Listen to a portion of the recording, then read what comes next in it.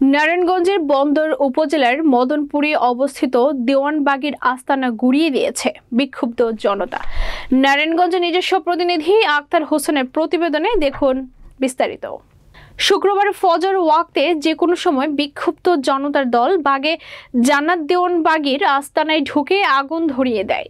আগুনে কয়েকটি ঘর ও বসার আস্তানা পুড়ে ছাই হয়ে যায়।